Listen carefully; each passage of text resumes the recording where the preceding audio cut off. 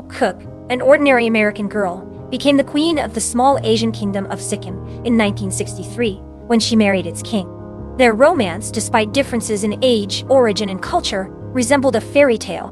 But this enchanting story soon took a dark turn. What led to their divorce? And where is Hope Cook now, 6 decades later? Stay tuned to the Sue channel to find out. History offers several instances of American women marrying into royalty. For example, Hollywood star Grace Kelly wed Prince Rainier of Monaco in 1956, and student Lisa Halaby became Queen Noor of Jordan after marrying King Hussein in 1978. These women pursued their grand dreams and seemingly stepped into a fairy tale. However, such stories often appear enchanting only in books or glossy women's magazines. In reality, when two people from vastly different cultures, backgrounds, and ages come together in marriage, the union can quickly turn into a nightmare. This was the case for American socialite Hope Cook, who became the wife of the King of Sikkim, a small Himalayan kingdom, in 1963.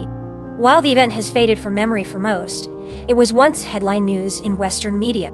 The marriage of a simple American woman to an Asian king captivated the world, as it seemed like Hope had entered an exotic dream, living in a palace nestled in the Himalayas. Yet, 10 years later, when she returned to her homeland, it became evident that her story was anything but a fairy tale. How did this remarkable story unfold? And how did Hope Cook meet the king? Born in San Francisco in 1940, Hope came from humble beginnings. Her father was a flight instructor, and her mother, an amateur pilot. Tragically, when Hope was just 2 years old, her mother died in a plane crash, and soon after, her father abandoned the family. Orphaned at such a young age, Hope was taken in by her affluent grandparents in New York. Alongside her half-sister, she was raised primarily by nannies and governesses. Despite the comfort of wealth, Hope grew up feeling lonely and unhappy. This deep sense of isolation spurred a spiritual longing, drawing her to the mysticism of India. After her grandparents passed away, Hope went to live with her aunt and uncle, who happened to be the U.S. ambassador to Iran. During her late teens, she traveled to India for the summer. Overwhelmed with joy, she later said, "I've never been so happy. India, my heart explodes. The East is my home." This trip would mark the beginning of a transformative chapter in her life. "I must stay near India somehow," Hope Cook resolved. While studying at Sarah Lawrence College, she traveled to India, where fate introduced her to the recently widowed Crown Prince of Sikkim in Darjeeling. At the time, Hope was just 20 years old, while the prince was 37, a stark contrast in age and life experience. He was an Asian king, a father of 3, while she was a young American woman eager to explore the depths of Indian spirituality. Hope was captivated by the prince's wisdom, power, and connection to the culture she admired so deeply. For her, he represented more than a partner. He embodied the dream of finding the true family she had long yearned for.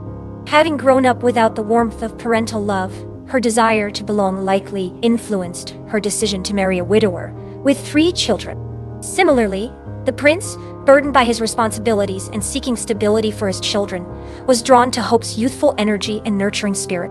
Their bond was further strengthened by the shared isolation of their childhoods, which created a mutual understanding that transcended their many differences. In 1961, Hope Cook and the Crown Prince of Sikkim decided to marry. However, their wedding was delayed for 2 years, as local astrologers carefully selected the most auspicious date for the ceremony. At the time, Sikkim was an independent kingdom ruled by King Palden Thondup Namgyal. Although it is now a northeastern state of India, back then, Sikkim stood out as a model Asian state. Its literacy rate and per capita income were twice as high as those of its neighbors, including Nepal, Bhutan, and India. This tiny Himalayan kingdom, with its distinctive culture and breathtaking landscapes, enchanted the adventurous young American. Perhaps it was the romantic allure of Sikkim itself that captivated Hope, rather than an all-consuming love for the king. Upon her arrival in this exotic land, Hope immediately immersed herself in its unique charm and mystery, embracing the culture with fervor. The wedding ceremony was a vibrant affair, lasting 4 hours and featuring chanting Buddhist lamas and colorful traditional dances. Afterward, Hope settled into what seemed like a mountain paradise, surrounded by emerald green hills, pandas, snow lions, 500 varieties of wild orchids, and the world's largest cardamom harvest. She resided in a modest five-room palace perched atop the Himalayan mountains and embraced her new life by adopting traditional Sikkimese clothes. In a show of devotion to her new homeland, Hope renounced her American citizenship, becoming not only the Queen of Sikkim, but also a mother to the king's three children. Her transformation and story captured the imagination of the Western press, who dubbed her the Grace Kelly of the Far East. Queen Hope became a media sensation, frequently featured in Vogue and The New Yorker, where she was often photographed in the traditional ankle-length Sikkimese attire, symbolizing her integration into the kingdom's unique culture. Journalists frequently visited the Queen's palace, eager to uncover her secrets to youth and beauty. On the surface, her life seemed like the perfect fairy tale, destined for a happy ending where the king and queen would live in harmony forever. However, behind the palace walls, the young queen faced immense challenges. In her autobiography, Time Change, Hope Cook revealed a painful truth. Her husband, King Palden, had carried on an affair with a married woman in Belgium, both before and during their marriage. "I told him I hated her, that I couldn't stand it," she wrote. Later, she apologized for the outburst, to which the king replied, "Don't feel badly. In many ways it showed your love for me, and that you're a real woman." Why did she endure such betrayal? Reflecting on those years, Hope admitted, "I was so young and flaky then. I wasn't inept, but it took me a long time to become a responsible adult." It soon became apparent that the king of Sikkim was struggling with financial difficulties and an alcohol addiction, which only added strain to their already fragile marriage. His behavior became increasingly erratic, often causing public and private scandals that embarrassed Hope. Even the two children they had together could not mend their fractured relationship. Hope recounted in her book how, just a day before she gave birth, her husband left to visit his mistress. During another heated argument, he hurled her record player, her cherished lifeline, to the west out of the window. The marriage, riddled with betrayals and explosive confrontations, bore little resemblance to the fairy tale romance depicted in glossy magazines. As the years passed, Hope began to notice the widening gap between them. Her husband was aging, and they were finding less and less common ground. Life in Sikkim also grew increasingly difficult for her due to the many restrictions she had to navigate. Reflecting on this in her book, she admitted, "At first I loved the constraints," she says. "They held me together. But then it became like any woman's story. Once you learn to live within their constraints, you outgrow them and want more." Despite her personal struggles, Hope worked alongside her husband to develop Sikkim, promoting cottage industries and resisting growing Indian influence in the region.